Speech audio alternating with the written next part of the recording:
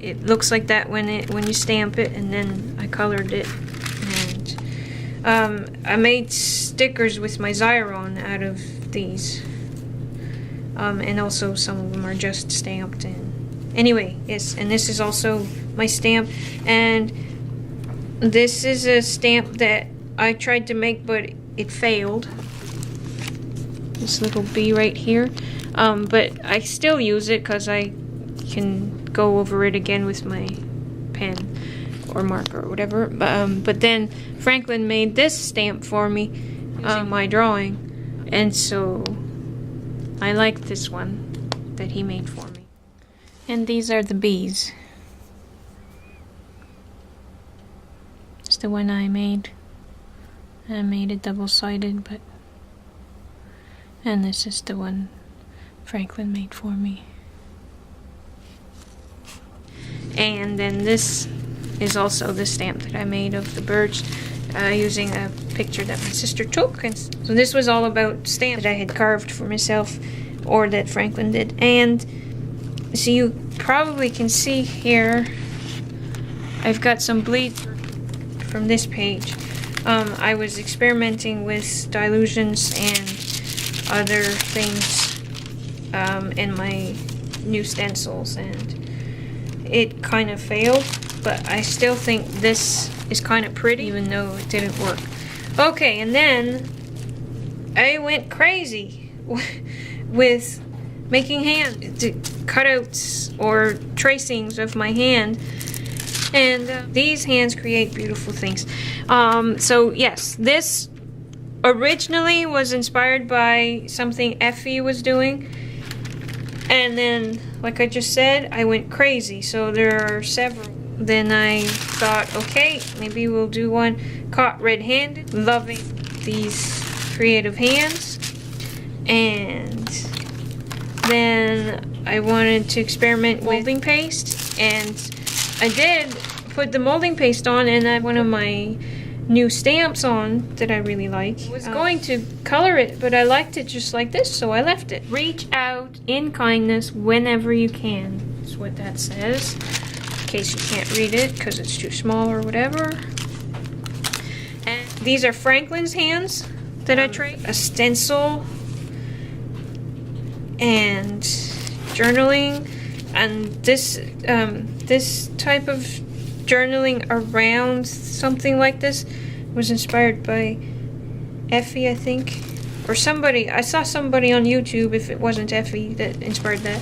Anyway, and then these are my hands again, that I cut out from a different piece of paper, and the text is one of those sheets that Franklin made for me again. Thank you, Franklin. What stories do your hands have to tell? It says here. Then tissue paper, I wanted to see what it would do. It didn't do what I wanted it to do, and I had some problems with it tearing it apart and stuff. But it's still kind of neat. Crumpling up the paper and putting my ink pad over to catch the raised bumps, and then some journaling in the back, some rainbow thing, and then this is a pocket with more hands cut out and traced, just a lot of them because I had a lot of other ideas, but I decided that I had done enough hands for a little while, so I just made this pocket so that I could come back and do more when I got to it. This is simply my hands cut out from scrapbooking paper. I really love this paper. And then another sheet that Franklin made for me. And then I decided I wasn't quite done yet after all, but these are a little bit different. So, and this didn't quite work because I didn't do it quite right. But it's supposed to be sort of a peekaboo-like thing. Anyway, so oh, this is the song Hands by Jewel. If I could tell the world just one thing, it would be that we're all okay. Anyway, so yeah, it's a beautiful song. And then this was inspired by Terry Manelli here on YouTube. This was fun. This is right up my alley. I enjoy doing abstract of this kind, and it was neat and fun. I kind of went a little bit crazy with this, so I did a bunch. And then there's the hand again showing up. Another hand. So kind of combining those two.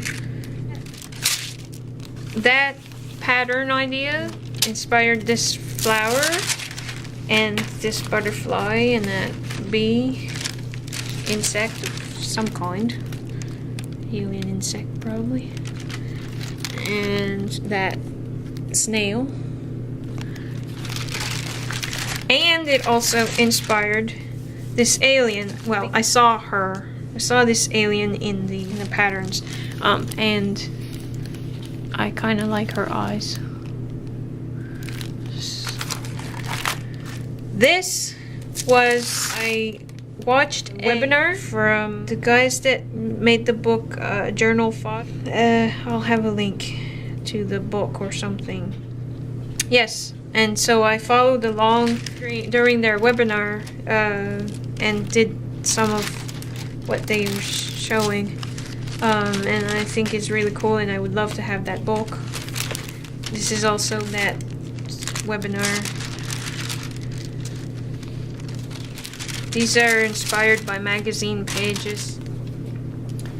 Friday, September 14th, 2012. I wonder if being a fairy automatically makes you pretty. And I also wonder if it makes sense for them to wear shoes. Do you suppose that if I were a fairy princess, that would make me extra special? So yeah, I was just having some fun. Okay, so it was from this magazine and this one, and I couldn't find the third one that I used as reference.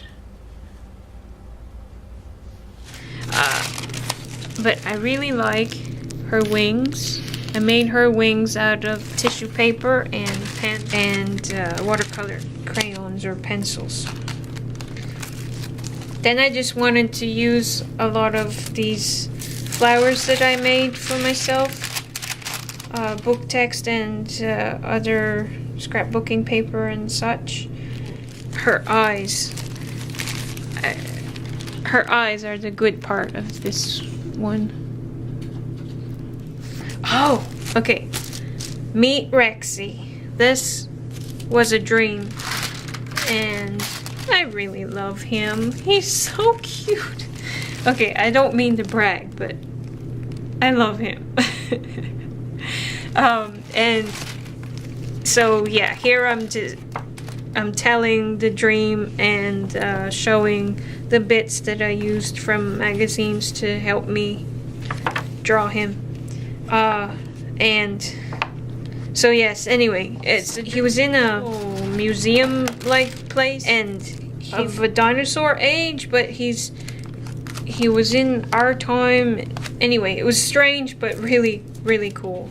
And he was adorable, and he was afraid of us. We weren't afraid of him, and like he was giant. Well, he was dinosaur size, and anyway, he was just wonderful. And so I just had to make this entry about him. So yes, this shows you the size. So this represents me, and that's him. So yeah.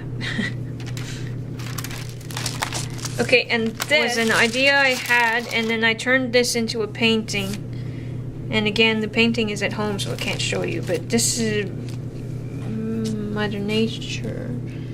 I'd like to have something important and clever to write about this, about caring for and saving and being good to Mother Earth. Something about being part of nature and the beauty of it all. But the fact is, I don't have anything like that to say. I simply revisited this drawing that I made a painting with a while ago. Wanted to try again with the concept of being part of and separate from nature at the same time.